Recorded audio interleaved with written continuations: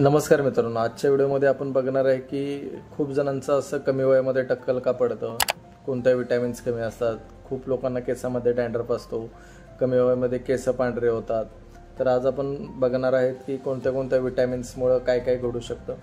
तर सगळ्यात पहिला आपण बघूया की ज्या लोकांचं कमी वयामध्ये थोडंसं केस हेअरफॉल भरपूर होतो, केस असं टक्कल पडेल असं वाटतं, तर त्यांच्यामध्ये झिंक कमी असतं, आयर्न कमी असतं आणि विटॅमिन डी कमी असतं. जर हे सगळं त्यांना फुलफिल करायचं असेल खाण्यामधून, तर त्यांनी त्यांच्या जेवणामध्ये पालक असेल तर ते पालक जर खात असतील तर त्यामधून हे सर्व त्यांना विटॅमिन्स भेटून जातील. दुसरं आपण बघू की ज्यांचे केस खूप विरळ असतात, सतत कोरडे वाटतात, केसांमध्ये एकदम सुके सुके वाटतात, तर अशा लोकांमध्ये ओमेगा फॅटी 3 ॲसिड कमी असतं, विटॅमिन ई कमी असतं. तर हे जर तुम्हाला भरून काढायचं असेल तर तुम्ही जवस खाऊ शकता, म्हणजे फ्लॅक्स सीड्स, ठीक आहे. आणि आवोकाडो पण हे नावाचं फळ खाऊ शकता, ज्यामधून तुम्हाला विटॅमिन ई आणि ओमेगा फॅटी 3 ॲसिड हे भरून निघेल.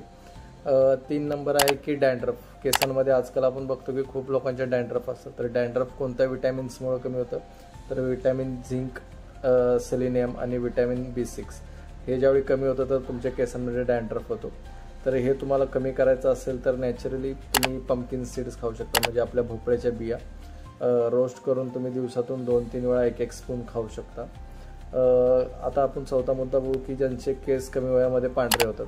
तर पांढरे केस होण्यामागचे कारण काय, तुमच्या अंगामध्ये विटॅमिन B12 कमी असतं, कॉपर कमी असतं आणि फॉलेट कमी असतं. जर तुम्ही हे सगळं फुलफिल करायचं असेल तर तुम्ही रोज एक अंडा जरी खाल्लं तरी हे सगळं विटॅमिन्स भरून निघतील. पाचवा मुद्दा आहे की काही लोकांचे खूप पातळ असतात, म्हणजे त्यांची हेअर डेन्सिटी खूप कमी असते. तर अशा लोकांमध्ये आपण काय कमी असतं, तर आयर्न, विटॅमिन सी आणि मॅग्नेशियम कमी असतं.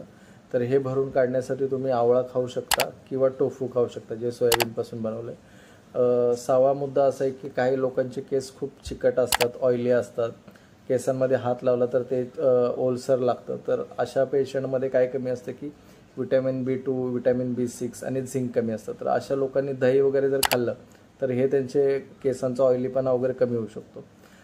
6वा मुद्दा असा आहे की काही लोकांचे केस आहे ना मधूनच असे तुटतात, म्हणजे असे विंचरता मुळातून नाही तुटत पण मधूनच तुटतात. तर अशा लोकांमध्ये प्रोटीन कमी असतं, विटॅमिन सी आणि बायोटीन कमी असतं.